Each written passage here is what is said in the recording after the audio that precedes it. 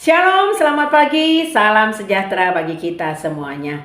Kita kembali akan mendengarkan firman Tuhan sebagai perenungan kita melakukan seluruh aktivitas kita.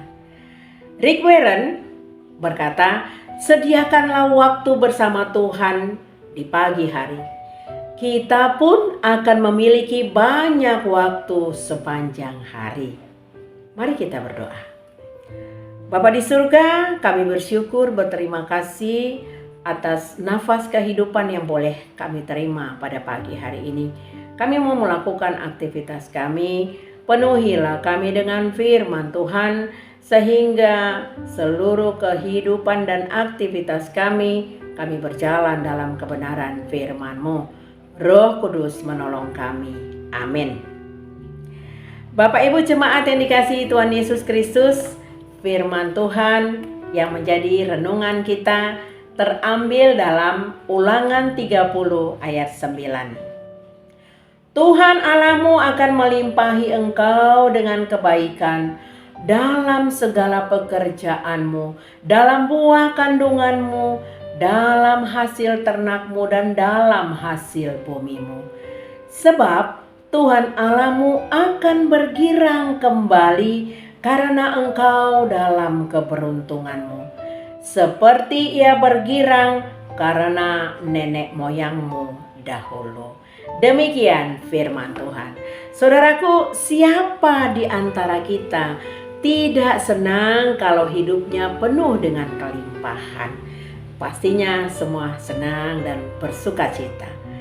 Kalau kita lihat kata berkelimpahan dalam bahasa Yunani adalah perison, yang berarti sangat tinggi, melampaui ukuran, berlebihan, kuantitas yang begitu melimpah dan jauh melebihi apa yang bisa diharapkan atau diantisipasi oleh seseorang.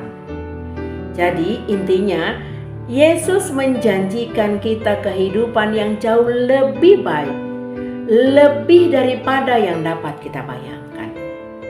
1 Korintus 2 ayat 9 berkata, apa yang tidak pernah dilihat oleh mata, yang tidak pernah didengar oleh telinga, dan yang tidak pernah timbul dalam hati manusia, semua yang disediakan Allah untuk mereka yang mengasihi Dia. Saudaraku, apa yang terbayang oleh kita tentang hidup berkelimpahan? Apakah kita mulai membayangkan kemewahan, mobil yang mahal, lalu kelimpahan secara materi, uang yang banyak, jabatan yang bagus, status sosial kita di atas rata-rata, dan lain-lain? Itulah mungkin pemahaman manusia tentang kelimpahan. Alkitab mengatakan kepada kita bahwa ternyata kekayaan materi, prestasi, posisi, dan kekuasaan di dunia ini bukanlah menjadi prioritas Allah di dalam kehidupan kita. Itu dapat kita baca di 1 Korintus 1 ayat 26 sampai dengan 29. Jelas bahwa kelimpahan materi bukan bagian dari hidup berkelimpahan secara alkitabiah. Justru konsep hidup berkelimpahan yang benar, seseorang yang mengalami kedekatan secara pribadi dengan Tuhan. Dia berjalan dalam terang kasih-Nya, mendengarkan suara Tuhan, berpegang pada perintah dan ketetapan-Nya. Apabila kita berbalik kepada Tuhan Allah kita dengan segenap hati kita dan dengan segenap jiwa kita, maka itulah kita yang mendapatkan kelimpahan. Saudara jemaat yang dikasihi Tuhan Yesus Kristus, hidup berkelimpahan berkaitan dengan seberapa dekat hubungan kita dengan Allah. Sama sekali tidak ditentukan oleh lamanya kita menjadi orang Kristen. Panjangnya kehidupan di bumi tidak identik dengan hidup yang berkelimpahan. Saudara jemaat yang dikasihi Tuhan Yesus Kristus, hidup berkelimpahan merupakan proses yang berkelanjutan dari pembelajaran melakukan firman Tuhan dan pendewasaan rohani kita. Termasuk di dalamnya adalah saat kita menghadapi kegagalan, saat kita mengalami kehancuran, saat kita mengalami penderitaan, bahkan saat kita mengalami sakit penyakit. Demikianlah Tuhan Allah telah memberikan kelimpahan kepada nenek moyang kita Israel, dan tentunya kelimpahan yang sama juga akan diberikan kepada kita saat ini apabila kita melakukan apa yang Tuhan perintahkan kepada kita. Seluruh proses yang kita jalani pasti akan dimenangkan oleh Tuhan dan hidup kita menjadi hidup yang berkelimpahan. Lakukanlah apa yang menjadi kewajiban kita dan mari kita nantikan tindakan Tuhan yang dahsyat dan luar biasa akan menuntun kita dan memberikan hidup yang berkelimpahan. Amin, kita berdoa.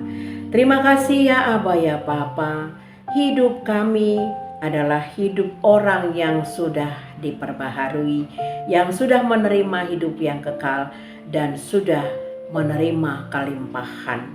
Ajarlah kami Tuhan berjalan dan hidup di dalam kelimpahan Tuhan, bukan hidup secara kelimpahan menurut duniawi, tetapi hidup berkelimpahan di dalam kasih Tuhan Yesus, sehingga hidup kami ya Bapa merasakan kenikmatan bersama dengan Tuhan dan di dalam tuntunan pengasihan Tuhan. Kiranya berkat-berkat Tuhan melimpah atas kami, keluarga kami, dan seluruh isi rumah kami. Di dalam nama anak-Mu Tuhan Yesus Kristus kami berdoa.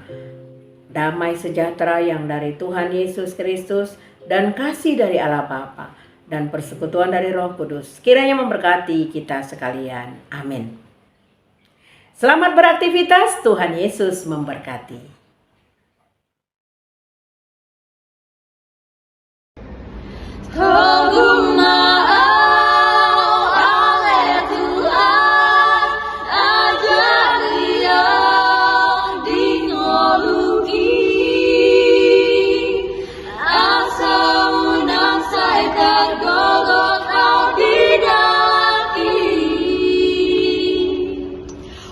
Amang inang, tulang, nan tulang, bau, mangboru, opung doli, opung boru, dan semua paribanku. Jangan lupa saksikan kami di tanggal 15 Juni 2024 di Geraha Angkasa Pura. Drama musikal Jangan Pulang dipersembahkan oleh Muda Mudi HKBP Pejuang.